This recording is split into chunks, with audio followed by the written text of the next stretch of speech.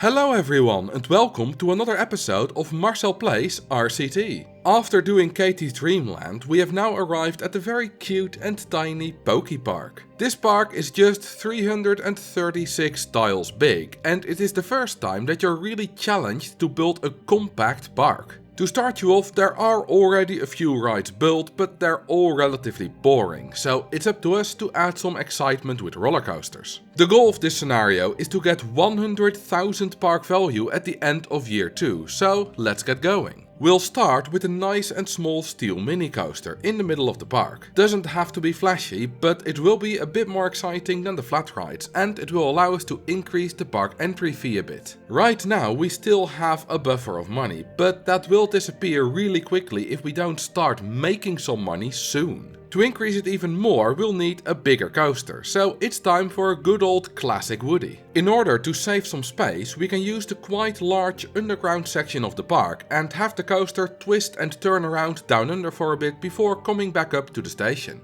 With the high stats of the wooden coaster, we can now afford to increase the park entry fee to $30, doubling our income. I want to see how many guests we can get if we just constantly advertise everything all the time. Calculating how many guests will roughly spawn is easy, but the real challenge here lies in keeping them in the park. Cash machines don't exist in Roller Coaster Tycoon 1, so what they spawn with is all they will ever have. To prevent people from leaving after they run out of money, I will charge nothing for the stalls and the rides, except a tiny bit for the steel mini coaster to keep the effectiveness of the ad for free ride tickets. A bunch of entertainers to keep the guests happy will also help a lot, as low happiness is another reason that guests will leave the park for. We're going to have to stack a lot of rides in this tiny park, so it's probably a good idea to start building some ride types that have a low support limit right now, before it's too late, such as the log flume.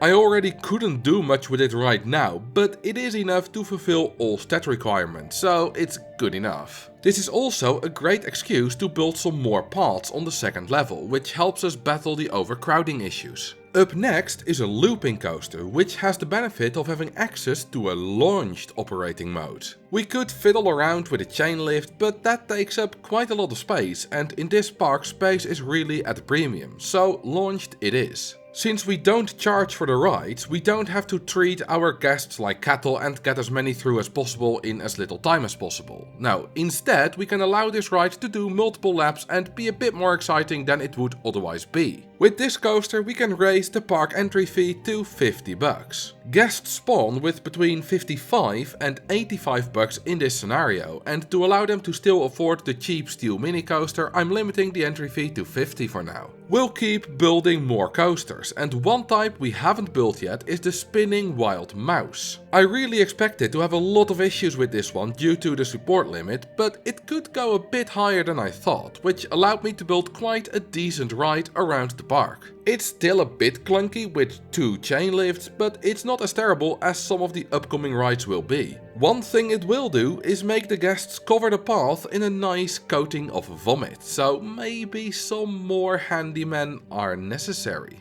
In between these roller coasters, I have also been putting down a few flat rides. A pirate ship here, a spiral slide there, a haunted house here, another spiral slide there, and lastly a twist over here. Building coasters is fun, but without flat rides, a park quite often feels much less cohesive. Whether you're building a big scenic park or a compact mess like this, flat rides are the glue that keeps everything together. Alright, now it's time for a very ugly and nauseating coaster type, the swinging suspended coaster. I am really not a fan of its ugly, bulky trains, but we have it available, so we must build it. Whereas I was quite pleased with the support limit of the spinning wild mouse, this one disappointed me. I thought I would be able to go higher than I could, but it doesn't go that high unfortunately, and I really had to struggle to make it do something interesting within the vertical space that I had. I did end up going through both vertical loops of the looping coaster, which makes the ride somewhat decent still. The main downside though is that its nausea rating is even higher than that of the wild mouse, but we'll find a way to deal with it. We're nearing the end of year 1 and I want to build one more coaster in this mess before we start expanding. Our first looping coaster is a full circuit one, so this one can be a boomerang design. And my god, this one was super annoying to build. All I needed was one place to go up to get out, but every time the goddamn suspended swinging coaster or first looping coaster was in the way. I didn't give up though, and eventually I managed to find a way and finish the very strange launched coaster that starts with some unbanked turns and ends with a vertical loop. And with that we have reached the halfway point, the end of year 1. In this year we built 6 decently sized roller coasters and got about 2600 guests in the park. I would love to continue expanding this bit, but we're already running out of space, even vertically. I did leave this spot for the launch treefall as I knew we'd unlock it at some point, but now the park is full and we will have to expand if we want to keep building more. Luckily you can buy quite a bit of land on the other side of the highway and get construction rights over the road to get to that new land. Originally I wasn't planning to do this, but the starting park was full quicker than I thought, and to do nothing in the second half of this playthrough is a bit lame. Since we have a lot more space now, we can actually build a proper roller coaster without needing to avoid lots of stuff and simultaneously plan for the future. Okay, I am still planning for other rides while building this coaster, but that's something that I always do. While building any tracked ride or really any ride at all, I always immediately think about how I will connect it back to the path, and I will leave space for future expansion. That is how I am able to build these kinds of super dense parks. It's all in the planning ahead.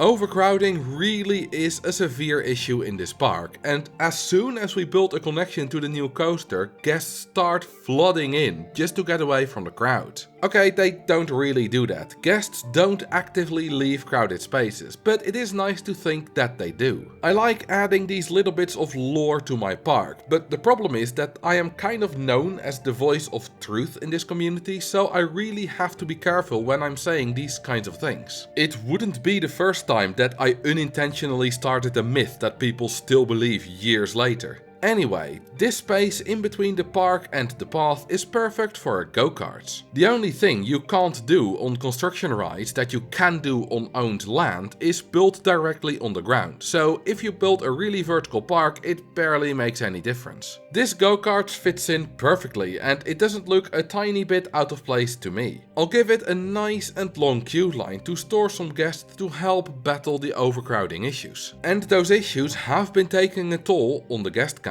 In the past 3 months, so many guests have left the park that despite the relentless advertising, we are barely at a higher number than we were at the start of year 2. The best thing that we can do is build more rides, so here is a wooden wild mouse. Even though we have expanded quite a bit, I do want to keep the dense feel that the original area has, so instead of spending my hard-earned virtual money on more land, I'm just going to build it through the big wooden coaster. Apart from saving space and money, this is also again a nice exercise in coaster building. By doing things like this, you will get a better intuition for how much space a coaster track takes up and what every coaster type can and cannot do. When the ride is finished, we're suddenly at over 3000 guests, which nicely shows that expanding has really helped us out big time. After plopping down an observation tower big enough to properly embarrass the pre-built one, it's time for another new coaster type, the steeplechase. This one also positively surprised me with its support limit. I don't build it very often, and when I do, I don't tend to build high, so I guess I do have a significant lack of experience here, and that made me guess wrong.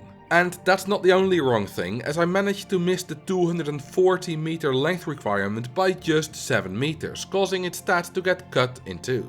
Oh well, it's a nice ride for the kiddies now. While building the steeplechase, we unlocked the balloon stall. Let's build a whole bunch of them and see how many balloons we can sell, or rather give away for free, before the end of the year. I'm setting them all to sell random color, so it should be a really nice disco fest at the end. With just a little bit of time left, I want to test something. A while ago I saw someone say that you can actually connect the path of your park here to the big road that splits the map in 2. Not where it's on the ground, but there is a corner within the construction rights area where it's far enough off the ground for you to be allowed to build there. So let's connect it up and see what happens. Unfortunately, not much. I was hoping that the guests would walk up and down the entire road, but they seem to only be able to go on tiles where the path is off the ground. I do have to give it to the guests, they really respect all the signs and boundaries that you set. They will never ignore a no entry sign, and even here they won't violate the rules of the construction rights. With that experiment finished, we have almost reached the deadline of October 31st, year 2.